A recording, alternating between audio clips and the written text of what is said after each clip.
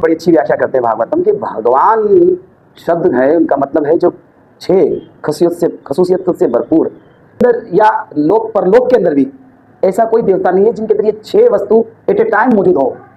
जैसे आपने 6 गुण बताए भगवान के, लेकिन हनुमान जी के पास 9 सिद्धि के दाता कहा जाता है उन्हें। ठीक है, 40 में भी हमेशा देखिए आप सिद्धि की बात कर रहे हैं, क्षमा चाहता हूँ, आपकी बात में तो भी करते हैं, लेकिन मुझे ये बताइए तंत्र विद्या से प्राप्त क्या होता है? केवल संसार की सुख और संपत्ति, संतान, धन और दौलत, संसार की शोहरत और इज्जत। रामचरितमानस में राम जी ने जल समाधि लेते वक्त कहा है कि आज से तुम भगवान हो। हनुमान इस पृथ्वी में है, आज भी भगवान कृष्ण कुरुक्षेत्र के मैदान पे अर्जुन को कथा सुनाते उनकी ध्वजा में आके बैठ गए। तंत्र विद्या में जैसे आप नरसिंहदेव को बहुत ही आरती पूजा और बहुत ही सात्विक तरीके से, लेकिन एक प्रकार से नरसिंहदेव को तंत्र पूजा में ही पूजा जाता है। जय श्री राम, मैं लोहित पुरबिया, आप सब कैसे हैं? उम्मीद करता हूँ खैरियत से होंगे। आप लोगों का स्वागत है हमारे चैनल ये हकीकत में।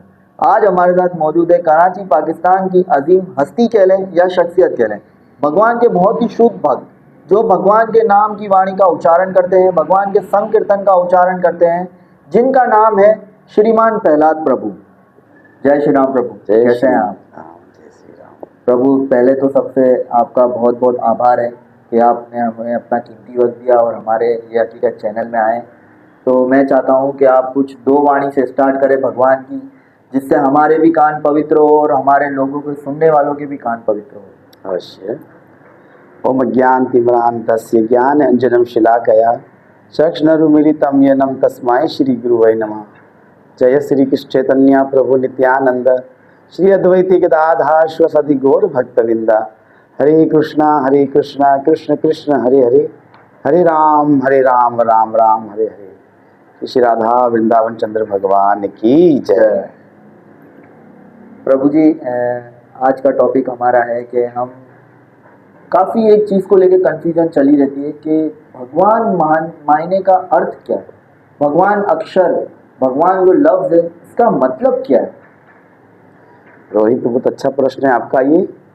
तो पराशर मुनि इसके बारे में बड़ी अच्छी व्याख्या करते हैं भागवतम के भगवान शब्द है, उनका मतलब है जो 6 खसूसियत से भरपूर, जिसमें 6 खूबियाँ हो, वही भगवान है। संपूर्ण इस खूबियों से भरपूर, जैसे कि सर्वशक्तिमान, सर्व ज्ञानवान, सर्व त्यागवान, सर्व सौंदर्य, सर्व संपत्तिवान और सर्व जो है कि धनवान। यह 6 प्रकार की एट ए टाइम एक ही व्यक्ति में, अगर व्यक्ति तो नहीं कहेंगे, उस जो है कि शख्सियत में होगी, वही भगवान के लायक है भगवान, वही भगवान है। क्योंकि इस संसार के अंदर या लोक परलोक के अंदर भी ऐसा कोई देवता नहीं है जिनके अंदर ये 6 वस्तु एट ए टाइम मौजूद हो, और यह भगवान इसी को कहते हैं जिसके अंदर ये पूर्ण रूपेण यह सारे जो है कि खसूसियात मौजूद हो, और वह भगवान श्री नारायण, हरि, राम या कृष्णा ही है। इसी को ही भगवान कहा जाता है। अन्यथा बहुत अपनी आस्था के अनुसार वे हनुमान जी को भगवान कहते हैं, शंकर को भगवान कहते हैं, ठीक है, वो उनकी आस्था है। इनकी मिसाल हम ये देते हैं कि अगर कोई घर में बाप नहीं है तो उनके भाई को बाप की अहमियत देते हैं उनको, कि ये मेरे बाप के समान है। इसी तरह से ये भगवान के समान है, भगवान नहीं है। भगवान केवल मात्र भगवान श्री कृष्ण ही है। गीता में भगवान कहते हैं ना कि सारी वजहों की वजह मात्र मैं ही हूँ। हाँ, पितामह यस्य जगतो माता धाता पितामह वेगम पवित्र ओमकार रुक श्याम यजु एवच। मैं ही पिता, मैं ही माता, मैं ही ओमकार, ऋग्वेद, सामवेद, यजुर्वेद समझने के लायक मैं ही हूँ, मुझसे परे तत्व कोई है ही नहीं, वही भगवान है। इसीलिए हमारे शास्त्र में, भागवतम में जो 6 खूबियों से संपन्न है, वही भगवान है। तो प्रभु जी, जैसे हनुमान जी के पास 9 सिद्धि है, जैसे आपने 6 गुण बताए भगवान के, लेकिन हनुमान जी के पास 9 सिद्धि के दाता कहा जाता है उन्हें। ठीक है, 40 में भी हमेशा। देखिए, आप सिद्धि की बात कर रहे हैं, क्षमा चाहता हूँ, आपकी बात में तो रोकती। सिद्धियां तो भगवान ने कहा बहु नाम जन्मना मनते का ज्ञान प्रपतनते महात्मा से दुर्लभ। ऐसे बाद में श्लोक में भी कहते हैं कि ऐसे कई हजारों मनुष्य में से जो सिद्धि को प्राप्त करने के लिए यत्न करते हैं, उन सिद्धि प्राप्त करने वाले में से कोई मुझे जान सकते हैं। तो फिर हनुमान जी सिद्धि प्राप्त तो की ना, और तो राम को जाना ना उसने। यही तो सिद्धि है ना, जो भगवान को जानना। हम सिद्धि को प्राप्त करके हम खुद ही भगवान बन जाते हैं। ये सिद्धि नहीं है। हनुमान जैसा कोई दास नहीं है, उनके जैसे कोई दास्य सेवा नहीं की, इसलिए उसने राम को जाना, क्योंकि उसे पता है कि इसमें वो 6 खूबियां हैं। सिद्धियां तो मेरे पास है, लेकिन जो सर्वगुण संपन्न है ना, वो श्री राम है। भगवान की जगह अलग है, सिद्धियां अलग है। सिद्धियां तो संसार की सुख संपत्ति को कहते हैं। आप भी अगर पैसे कमा रहे हो, कार्य कर रहे हो, भी सिद्धि प्राप्त कर रहे हो। आप तालीम हासिल की, आपने सिद्धि प्राप्त की। ये सिद्धि तो आप हर व्यक्ति प्राप्त कर सकते हैं, परंतु ये सर्वगुण संपन्न जो है ना, पूर्ण कला संपन्न, ये केवल भगवान में ही है। तो हनुमान जी अगर सारी सिद्धि संपन्न कर सकते थे, तो फिर हनुमान जी कोई भगवान, हनुमान खुद स्वयं अपना को भगवान ही मानते, मुझसे बढ़कर कोई दास नहीं है। इसने मान लिया भगवान कौन है हकीकत में। लेकिन रामचरितमानस में राम जी ने जल समाधि लेते वक्त कहा है कि आज से तुम भगवान हो। ऐसा तो हमने कहीं नहीं सुना कि आज से तुम भगवान हो। भगवान जब अपने धाम साकेत में जा रहे थे, तब तो भगवान ने हनुमान जी को कहा मेरे साथ चलो। हनुमान जी ने कहा नहीं प्रभु, आप जहाँ होगी आपकी कथा होगी। तो उन्होंने कहा कि अरे हनुमान जी, मेरी कथा की आवश्यकता क्या है, मैं स्वयं हूँ वहां पर, कि मेरी लीला की, मेरी कथा की जरूरत। हनुमान जी ने कहा नहीं प्रभु, आपकी जहाँ कथा होगी मैं वहीं पर रहूंगा। अब तक हनुमान इस पृथ्वी में है। आज भी भगवान कृष्ण कुरुक्षेत्र के मैदान पे अर्जुन को कथा सुनाते, उनकी ध्वजा में आके बैठ गए। क्यों? इसलिए कि वे जानते हैं कि भगवान कौन है, मेरे राम कौन है। प्रभु, ये कुरुक्षेत्र से मुझे एक बात याद आई कि जब स्वयं श्री कृष्ण अर्जुन के रथ पे बैठे थे सारथी बनकर, तो हनुमान जी की उनको क्या जरूरत पड़ी? मतलब हनुमान जी ध्वज पर बैठ गए। हनुमान जी, वही बात मैं दोबारा आपको रिपीट करूंगा, तो हनुमान भगवान श्री राम ने कहा मेरे साथ चलो साकेत धाम। हनुमान जी सभी चल रहे हैं, सबको किसी के पुण्य हो या ना हो, लेकिन आज के दिन सभी मेरे साथ चले। कुकर शुकर सुअर आदि सब मेरे साथ चले, सब जीवों को लेके गए। हनुमान जी नहीं गए, क्योंकि हनुमान जी कथा के रसिक है। वो नहीं कि उस पृथ्वी में ही रहे, अभी तक है। किम पुरुष उनके उस देश का नाम है, किम पुरुष। आज भी हम उस जगह पर नहीं जा सकते, किम पुरुष जहाँ हनुमान जी, हाँ जहाँ हनुमान जी आज भी विराजमान है और भगवान राम का जप कर रहे हैं, वो वहीं पर जाते हैं जहां पर नीति धर्म सत्य की बात होती है। चाहे भागवत हो, गीता हो, रामायण हो, महाभारत हो, जहां भी हो, भगवान पर हाजिर, हनुमान जी वहां पर हाजिर देते हैं अपनी हाजिरी। क्यों? सत्य की बात, सत्य भगवान है। इसलिए हनुमान जी जो है कि जब महाभारत के युद्ध में अपने अर्जुन के रथ पर विराजमान हुए, इसलिए विराजमान हुए ना कि मेरे राम, मेरे भगवान आज वो ज्ञान को खोलेंगे जो मर्यादा पुरुषोत्तम ने एक लिमिट रखा था ना, आज अनलिमिट होकर मेरे कृष्णा बोलेंगे मेरे राम। तो वहां पर ध्वजा में आके बैठ गए। वो सुनी कथा उन्होंने सारी हनुमान जी, इसलिए वो जानते थे कि यही तो है भगवान हनुमान जी। प्रभु जी, वैष्णव से हमेशा एक मैं पर्सनली भी ये पूछना चाहता हूँ कि वैष्णव जो होते हैं, वैष्णव भक्त होते हैं, वो कुल देवी को थोड़ा सा मान देते हैं, मानते हैं, लेकिन इतना जैसे एक देवी भक्त अलग होता है, वैष्णव अलग होता है, उस तरह देवी की पूजा नहीं करते। ये शायद उन लोगों का ऐसा भ्रम है, जैसा विचार करते हैं। जितनी मर्यादा, जितना मान सम्मान वैष्णव देता है ना किसी देवी देवता को, इतना शायद कोई दे सके। जैसे कि शंकर भोलेनाथ को भागवत में क्या कहा गया कि वैष्णव नाम यथा शंभु। जिस तरह से नदियों में गंगा बड़ी है, इस तरह से देवताओं में महादेव बड़े हैं और वैष्णव में सबसे बड़े महादेव हैं। इतना बड़ा उनको एक वैष्णवों ने मान दिया है। तो देवी भक्ति के बारे में आपने प्रश्न बहुत अच्छा किया, क्योंकि हमारे संसार के सारे लोग देवी भक्ति ही करते हैं। अपनी कुल देवी की भक्ति, अपने पितृ आदि सारी उन्हीं की भक्ति में सब लगे हुए हैं, क्योंकि उनसे संसार की वस्तु प्राप्त होती है। उनकी हजरतें, मान्यतें, उनकी उम्मीदें, उनका जो है भाव पूरा होता है इनसे।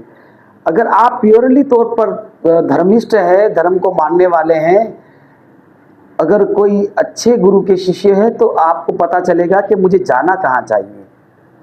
क्योंकि कृष्ण स्वयं गीता में कहते तद विधि परणे पाते न परिप्रश्न सेव्य उपदेशन्ति ते ज्ञान ज्ञान तत्वदर्शिना। जो मेरे तत्व को जानता है उन्हीं के पास जाओ, वो तुम्हें बताएगा कि मैं कौन हूं। तो देवी देवताओं के बारे में भगवान ने स्वयं गीता में कहा है कि जो देवी देवताओं को मानने वाले हैं ना, वो हकीकत में देवताओं की पूजा करके वे स्वर्ग ही प्राप्त करते हैं। जैसे उनका श्लोक है, देवताओं को मानने वाला देवलोक में जाएगा, पितृलोक को मानने वाला पितृलोक में जाएगा, भूत प्रेत को मानने वाला भूत प्रेत के लोक में जाएगा, और जो मेरे भक्त है ना वे मेरे परम धाम को प्राप्त करेंगे, जिसके बाद उनको दोबारा इस संसार में आना नहीं पड़ेगा। अब देवी भक्ति के अंदर यह है कि आप केवल उनकी भक्ति कर रहे हैं, और देवी भक्ति भी करते समय आपके साथ यह प्रॉब्लम है कि आप उनसे संसार की वस्तु मांग रहे हैं। हालांकि ये संसार में हमें आने का, आगमन का मतलब हमें नहीं पता कि हमारा लक्ष्य क्या है। यह शरीर में रहकर हम अपने मुक्ति के मार्ग को ढूंढे, मोक्ष के मार्ग को ढूंढे, हमारे आत्मा के कल्याण को ढूंढे। हम उस देवी देवताओं से ना तो केवल आत्मा के कल्याण के बारे में लेते हैं, हम मानो कि हम सिर्फ शरीर की संपत्ति सुख के लिए उनसे वरदान लेते हैं। तो वो जो देवी देवताओं से जो मांगते हैं हम, वे तो समय आने पर वे सारे पुण्य क्षीण हो जाएंगे और दोबारा उन्हें संसार में गिरना पड़ेगा। इसलिए वैष्णव जन देवताओं की पूजा इसलिए नहीं करते क्योंकि देवताओं को भी पैदा करने वाला परमपिता भगवान है, वे डायरेक्ट उन्हीं के शरण में रहते हैं। जब वे जड़ है ना, तो जड़ में पानी डालेंगे ना तो पत्ते फूल डालियों को पानी मिल जाएगा। तो भगवान जड़ है, गीता में भगवान ने कहा। तो 33 कोटि देवता सारे के सारे इनकी टहनियां और फूल और उनकी जो है कि शाखें हैं। जड़ भगवान नारायण हरि कृष्ण है। जब उन्हीं को प्रणाम किया ना, सारे देवी देवता संतुष्ट हो जाते हैं। इसलिए सारे वैष्णवजन परमपिता भगवान को ही ज्यादातर उन्हीं की शरणागत होते हैं। अगर प्रभु किसी देवी या किसी देवता की पूजा करते हैं और दुनियावी चीज नहीं मांगते और बहुत ही शुद्ध तरीके से, जैसे वैष्णव भगवान श्री कृष्ण एक भगवान की प्रार्थना करते हैं, भगवान से मांगते हैं जो भी है, वो देवी देवता के अधीन होकर अगर हम कोई भी ऐसा प्राणी हो जो देवी देवता से मांगे तो उन्हें क्या मोक्ष प्राप्ति नहीं है? देवी देवता से मांगने का अर्थ क्या है? क्या मांगा जाए? हमें मांगना नहीं आता। मांगा तो गोपियों ने मांगा कात्यायनी देवी से। क्या मांगा?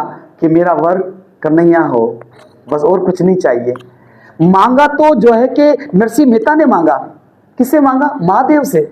जब महादेव उनके केदार राग से बड़े खुश हो गए, प्रकट हुए, वो कहा नरसिंह मांगो, क्या मांगते हो? तब उसने कहा प्रभु वही दो जो आपको प्यारा हो, मुझे वो दो। उन्होंने कहा मुझे तो भगवान का रास प्यारा है, चलो मुझे वही रास दे दो, वही भगवान का धाम दे दो मुझे।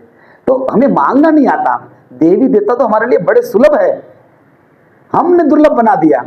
अगर देवी देवता के सहारे के माध्यम से अगर उनसे भक्ति मांगी जाए भगवान की, तो वो क्यों नहीं देंगे? वो तो खुश होकर देंगे, अवश्य देंगे। हमें मांगना नहीं आता। हम हमारी मिसाल कैसी है? हम जेल में रहकर जेल के बंधन ही मांग रहे हैं। अगर कोई जेलर हमसे कोई कह रहा है कि आप कुछ मांगो, हम ये मांगे कि हम जेल के अंदर पंखा लगा दो, अरे जेल से बाहर निकाल दो, ये मांगो ना। मांगो तो ये मांगो। तो देवताओं से मांगना है तो ये मांगो कि मुझे मुक्ति दो, मुझे परमपिता से मिला दो। तो वो क्यों नहीं देंगे? वे मांगना नहीं आता हमें असल में इनसे। दरअसल ये है प्रभु, एक ये बलि के कॉन्सेप्ट को लेके बड़ी वाकया चलती है, बात चलती है कि बलि देना अछूत है, मतलब नहीं देनी चाहिए, किसी भी देवी देवता को बलि ना दी जाए। बिल्कुल। लेकिन मैंने जहाँ तक देखा है, पढ़ा है कि बलि भोग लेते हैं हर देवी देवता। जैसे माता काली की बात कर लें तो भोग तो उनका होता ही है। तो इसके बारे में थोड़ा सा खुलासा करें। देखिए, बलि के बारे में बड़े बड़े संतों ने इसकी व्याख्या की है, जो सब आए दिन अपने जो है फेसबुक में, चैनलों में देखते हैं कि कोई ऐसा देवी देवता नहीं है जो जिंदगी देकर लेना चाहता हो। देवी देवता का मतलब है देने वाला। इनका लफ्जी मतलब तो देखिए खाली देवता का, कि देवता का मतलब है देने वाला। और भगवान ने गीता में कहा है कि आप देवताओं के आगे जो भोग अर्पण करेंगे, वो भोग के द्वारा आपकी जो है कि इच्छाएं पूरी करेगा। तो आप जो भी देंगे, देखो बलि का मतलब है कि आपका बलिदान। आपका बलिदान यह है कि आप किसी जीव को, निर्दोष जीव को बलि दे। आप, ये आपका बलिदान है। ये बलिदान तो यह है कि आप अपनी इंद्रियों का बलिदान दो ना। आपने जो इनको झूठे कार्य में लगा के रखा है, उनका बलिदान दो ना। हम माता हिंगलाज में लोग जाते हैं और वहां पर परिक्रमा करते हैं। जब छोड़ने की चीज आती है ना, तो बैंगन छोड़ के आ जाते हैं, क्योंकि वो उनको पसंद नहीं है ना बैंगन। छोड़ना तो शराब छोड़ के आओ ना, छोड़ना तो मांस छोड़ के आओ। आपने बैंगन छोड़ दिया, छोड़ना है तो गुटखा छोड़ के आओ। तो ये बलि की बात आपने कही, बहुत अच्छी कही आपने। देखिए मैंने खुद ने इसकी स्टडी की है शिव पुराण के अंदर, और शिव पुराण के अंदर यही माता पार्वती जगदम्बे जगत जननी है। जब उन्हीं का एक बुआ किसी बकरे की बलि दे रहा होता है, तब वे बकरा रो रहा होता है और वह कहता है मैं मरने के बाद उस जगत जननी से मिलूंगा और उससे प्रश्न करूंगा कि हे मैया, इस जगत के अंदर किसी माता के 4 पुत्र हो जिनमें से 3 अक्लमंद हो और एक जो है कि इब नॉर्मल हो, तो माता किस पर ज्यादा ध्यान देगी? इब नॉर्मल, क्योंकि उनको उनकी होश नहीं है। तो है माँ जगत जननी तो जगत की माँ है। अगर हमारे पास समझ नहीं है, जुबान नहीं है, तो हम ही को काटा जाए क्या? तो वे माँ कहती है कि नहीं बेटा, ये बलि मुझे क्या लेने की आवश्यकता है? अरे मैं तो ब्राह्मणी हूं, मैं तो जहां पर मांस मदिरा का सेवन होता है 40 दिन तक मैं वहां रहती नहीं हूं। ये तो मेरे नाम से ये लोग अपनी हाजतें पूरी करते हैं। और भगवत गीता के एक अच्छे से जो है कि अध्याय के महात्म्य में ये बड़ा अच्छी कहानी आती है, आपने सुनी होगी कि उसका बेटा बीमार होता है और उस बेटे को बीमारी से दूर करने के लिए कोई से मशवरा देता है कि आप एक बकरे की बलि दो, आपका बेटा ठीक हो जाएगा। तब वो बकरा बोलता है कि तुम अपने बेटे की जो है कि सेहतयाबी के लिए मुझे तो कल आज काट रहे हो, कल तू बकरा बनेगा और मैं मनुष्य बनूंगा और मैं तुम्हें काटूंगा। मांस का मतलब यही है, आज तू कल मैं। और हमारे धर्म में कहीं ऐसा नहीं कहा गया कि आप किसी जीव की हत्या करें। आप शास्त्र उठा लीजिए, उसमें कहा गया है कि अहिंसा परमो धर्मा। अहिंसा, हिंसा किसी की मत करो, अपने शरीर से एक चींटी को भी दुख ना दो।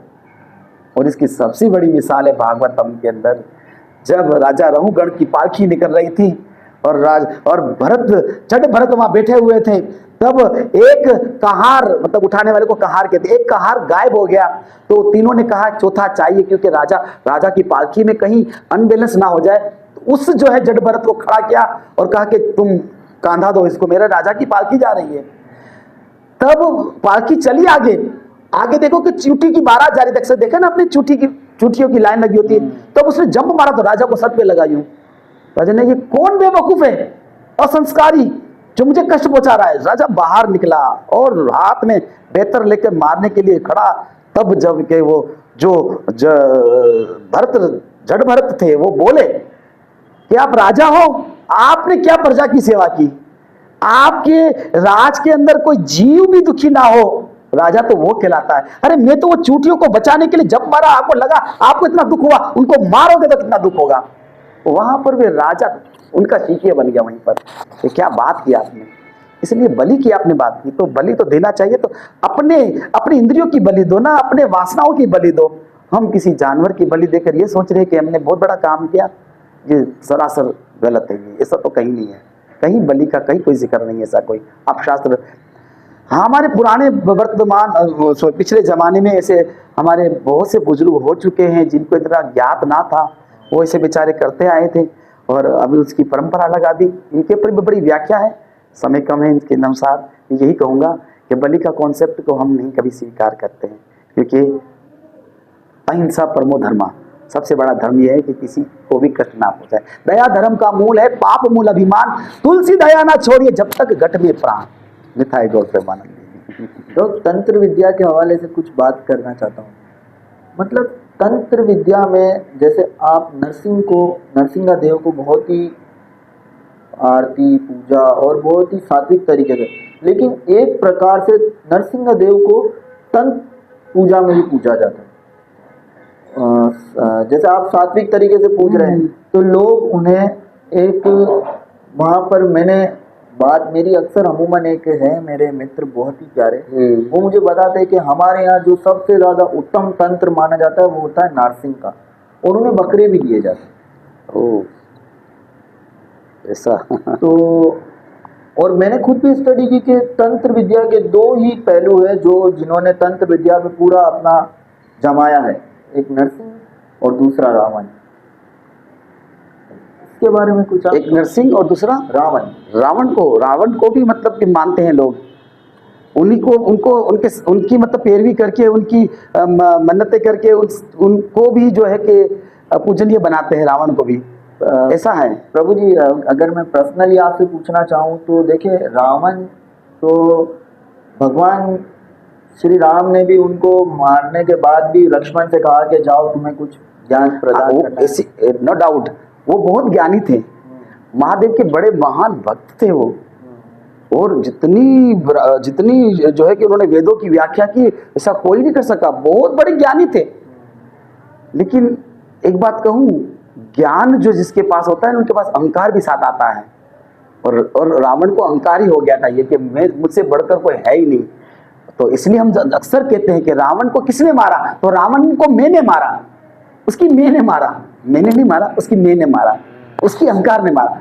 तो ठीक है, अगर इस तंत्र विद्या के अंदर भगवान नरसिंह की भी पूजा करते हैं, रावण की भी करते हैं, लेकिन मुझे ये बताइए, तंत्र विद्या से प्राप्त क्या होता है? केवल संसार की सुख और संपत्ति, संतान, धन और दौलत, संसार की शोहरत और इज्जत, यही प्राप्त होता है ना? आत्म कल्याण कहाँ है तंत्र विद्या के अंदर? मुझे ये बताइए, कौन सा तंत्र है जिसके अंदर आपकी आत्मा बार बार जन्म मृत्यु जरा व्याधि 84 लाख योनि से जो आपको तंत्र मंत्र अगर जुदा करता है, इससे पार करता है, तो धन्य ऐसा तंत्र मंत्र मुझे भी बताइए, मैं भी गाऊंगा। देखिए, ऐसे पूरे शास्त्र पढ़े हुए हैं। गीता में कृष्ण ने कहा कि बड़े बड़े ग्रंथों की, वेदों की फली फूली वाणी पर लोग जो है कि फंस जाते हैं, जिसको ढूंढना है उसे ढूंढ नहीं पाते। उनकी ही जो है कि इन जो है कि ओबड़ खाबड़, या उनकी जो है कि इन बड़ी सुशोभित जो है कि वाणियों की, इन अलंकारित शोभावित वाणियों की झलकार से वे इतने जो है चकाचौंध हो जाते हैं, वे स्वर्ग का सुख मांगते हैं, संपत्ति मांगते हैं, अच्छी स्त्री मांगते हैं, और उसी में वे फंस जाते हैं, आगे तो बढ़ ही नहीं सकते हैं। तो ये तंत्र विद्या, मंत्र विद्या, ये एक वशीकरण करना, ये उनको इस तरह से काबू में लाना ठीक है, लेकिन यह केवल और केवल इस संसार की हद तक ही है। इनसे परे वे नहीं जा सकते जहाँ पर आत्मा का कल्याण है। इसलिए हमारा सबसे बड़ा मंत्र एक ही है, जो केवल और केवल हमारा रिश्ता भगवान से जोड़ दे, और वह है 16 अक्षर संपूर्ण, जो काली संतरा उपनिषद के अंदर जो है कि नारद मुनि पूछते हैं ब्रह्मा जी से कि इस कलयुग के लोगों के लिए कौन सा ऐसा मंत्र है? तंत्र के तो बहुत लोगों ने तंत्र पढ़ के ये करके शायद अपने आप को जो है कि अपना मनुष्य जीवन जो है कि जाया कर दिया। लेकिन जब अगर सफल करना है तो वही मंत्र है हरे कृष्णा कृष्ण कृष्ण हरे हरे, हरे राम राम राम हरे हरे। यह महामंत्र इस कलयुग के सारे प्राणियों को वह फल प्राप्त करता है, ये फल प्रदान करता है जो सतयुग में तपस्या करने के बाद भी नहीं मिलता था। हिरण्यकशिपु की 1 लाख साल की उम्र थी, कलयुग की उम्र जो है ना 1 लाख की थी। फिर त्रेता युग की 1 0 हटा दो तो 10,000 की हो गई। फिर इसके द्वापर युग की है तो 1 0 हटा दो तो 1000 साल की हो गई। फिर जो है कि कलयुग आया तो 1 0 हटा दो तो 100 साल की उम्र हो गई। ये तो सुनते हो ना, कलयुग में हमारी उम्र 100 साल की। अब जो तपस्या करते थे वो लोग बड़ी मुश्किल से, क्योंकि उनके पास लाखों की उम्र थी ना, 10,000 देने में क्या उनको फर्क पड़ता था, इसलिए वो 10,000 साल तपस्या भी करते थे ना, तो भगवान नहीं मिलते थे उनको। उनका फल ले लो, फिर त्रेता युग के अंदर जो यज्ञ करते थे वो उनका फल भी बड़ी मुश्किल से मिलता था। एक उनका फल ले लो, फिर द्वापर युग के अंदर पूजा से जो फल मिलता था उनका फल ले लो, कल युग में सिर्फ हरि का नाम ले लो, उन तीनों युगों का फल एक ही हरि नाम के अंदर मिल जाएगा, जो चैतन्य महाप्रभु ने इस कलयुग के लोगों को ये प्रदान किया है। यही 16 अक्षर महामंत्र है। इसलिए जो है कि तंत्र ऐसे बहुत सारे हैं जो वेदों के अंदर हमें फंसा देंगे। जो ढूंढने की चीज़ है ना, तो वेद हमारा भेद है, हम वेदन के माही। वेद हमारा भेद है, इसका भेद खोलने वाला कोई सतगुरु होना चाहिए, और उस वेदों के भेद के अंदर ही भगवान है। वेद हमारा भेद है, हम वेदन के माही। जो तरण तारण की चीज है ना, वो वेदन में नहीं। जो हकीकत में तरने की चीज है ना, वो वेदों को नहीं प्राप्त कर सकते, क्योंकि वेदों को समझना मुश्किल है। कलयुग का आदमी, उनके पास समय नहीं है काउंटिंग करने के लिए, वेद को क्या सीखेगा? उनके लिए वेदांत ही चाहिए। इसलिए तंत्र विद्या, ऐसे बहुत सी विद्या हैं जो वशीकरण करती है, ये करती है, ये संसार के हद तक है, इनसे परे नहीं जा सकते। ये मेरी इतनी स्टडी यहाँ तक तो है तकरीबन। हरे प्रभु जी, जैसे कि आपने बताया वेद शास्त्र की जो बात आपने उठाई, मैं इससे एक प्रश्न पूछना चाहता हूँ कि हमारे धर्म में हम भगवत गीता को बहुत ज़्यादा इम्पोर्टेंस देते हैं और हम मानते भी कि हमारा जो शास्त्र है वो भगवत गीता है। सही। तो फिर इतने सारे 4 वेद, 108 उपनिषद, 18 पुराण लिखने की जरूरत क्या थी? एक ही भगवत गीता से भगवान का पता चल जाता कि स्वयं यही है भगवान श्री कृष्ण, जिन्होंने अपने मुंह से भगवत गीता अर्जुन को सुनाई। जी, आप क्या समझते हैं भगवत गीता अभी जो है कि 5500 साल पहले अर्जुन को सुनाई गई? अरे नहीं, चौथे अध्याय में भगवान ने कहा, हे अर्जुन, ये ज्ञान सबसे पहले मैंने सूर्य देव को दिया था।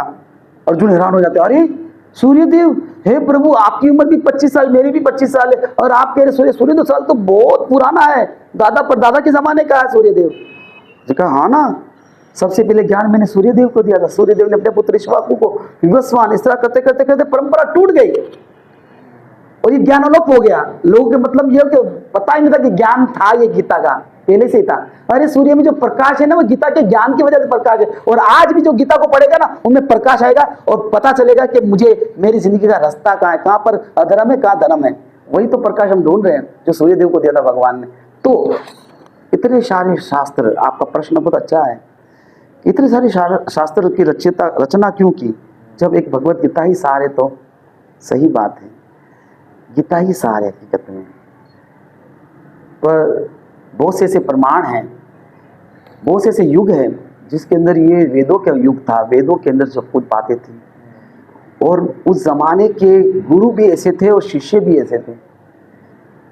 मैं द्वापर से शुरू करता हूँ कि द्वापर में भगवान ने 45 मिनट के अंदर अर्जुन को ज्ञान दिया, इतनी रफ्तारी से, और 45 मिनट के अंदर में ही अर्जुन ने कृष्ण से वो 700 श्लोक अपने दिमाग में हिफ्स कर लिए, छपा लिए उसने फौरन से। 45 मिनट के अंदर ये ज्ञान दिया था कृष्ण ने अर्जुन को एकादशी के दिन। अब जब भी गीता जयंती आती है तो एकादशी का दिन होता है ना, उस दिन गीता जयंती, तो भगवान ने वो गीता जो सुनाई थी उस दिन, जो है कि ये एकादशी का दिन था, और 45 मिनट में अर्जुन को सुनाई थी। इससे पूर्व हम जाए तो पहले के शिष्य कैसे थे कि गुरु ने कहा और छप गया, ठीक। अब जो वो वेद थे ना, वो वेद सारे उपनिषद आदि सब कुछ, अब घोर कलयुग के अंदर मानव की जिंदगी बहुत छोटी हो गई, उनके पास स्टडी का समय नहीं है। इसलिए कृष्ण ने हमारे लिए सबसे बड़ा हमारे लिए सहूलियत का काम किया कि उन्होंने सारे वेदों की, सारे शास्त्रों की, सारे जो है कि पुराणों की वाणी को जो है कि एक गीता का रूप दिया। मैं गुजराती में गाऊंगा एक छोटा सा ये गीत। इसमें कहा गया है ना कि वाणी विश्वो भरणी, तू जगनी माता, तुझ मा समाया वेदो शास्त्रो सुख गाता, ओम जय गीता माता। क्योंकि ये जरूरत पड़ी ना, कलयुग के लोगों की बुद्धि मंद हो गई, एक कली में जीवन अलप है, रही भेग समान, तप साधन कछु ना काम आवे, केवल नाम आधार। ये कलयुग के लोगों के लिए गीता इसलिए छोटी करके दिया, सारी चीजों का रस है। बहुत सारे फ्रूट्स को खाने को कहेंगे ना, आपको टाइम लगेगा, सबका जूस निकाल के दे देंगे गिलास में, फौरन से पी जाएंगे, वो एक गीता, सबका जूस है वो गीता। इसलिए इस कलयुग के लोगों के लिए जरूरी है। प्रभु जी, बहुत ही आपका आभार है कि आप हमारे चैनल में आए ये हकीकत में, और हमें अपना कीमती वक्त दिया। बहुत सारे प्रश्न हैं और ऐसे कई प्रश्न हैं जो मैं आपसे करना चाहता हूँ, लेकिन मैं चाहता हूँ कि मैं आपको दूसरी बार आमंत्रण करूँ और आप मेरा आमंत्रण स्वीकार करें। अवश्य जरूर। ये मेरी रिक्वेस्ट है आपसे कि सेकंड टाइम आप दोबारा आइए और हमें अपना प्रॉपर एक टाइम दें, और मैं बहुत सारी खुल के आपसे बातें करना चाहता हूँ। मैं ये समझूंगा कि आप नहीं कर रहे हैं, ये जो चैनल के ये हकीकत है, ये सब हकीकत को जानना चाहते हैं, और ये हकीकत जरूर जितना हमें पता है बताएंगे। ये तो हमारे गुरु महाराज का प्रसाद है, इतना हो सकेंगे आप लोगों को सबको बांटेंगे। बहुत आभार है आपका, आप लोगों का भी बहुत बहुत आभार है। आप हमारे साथ जुड़े रहिए, बने रहिए, और इस ज्ञान को जो प्रभु ने हमें पहुंचाया वो हम आप तक पहुंचा रहे हैं, और आपका फर्ज है आप अपने दोस्तों में, फैमिली में, जहाँ जहाँ आपके लिंक है आप शेयर करना चाहते हैं वो शेयर करें, और हमारे चैनल को मज़ीद से मज़ीद अपने सारे रिश्तेदारों में सब्सक्राइब भी करवाएं, लाइक भी करवाएं, और अगर आपका कोई प्रश्न है तो आप कमेंट बॉक्स में पूछ सकते हैं, हम प्रभु से कांटेक्ट करके आपको जवाब जरूर देंगे। तो इसी तरह हम दोबारा नेक्स्ट टाइम प्रभु को आमंत्रण करेंगे, दोबारा बुलाएंगे, और इसी तरह आप जुड़े रहे, बने रहिए। जय श्री राम। हरे कृष्ण। हरे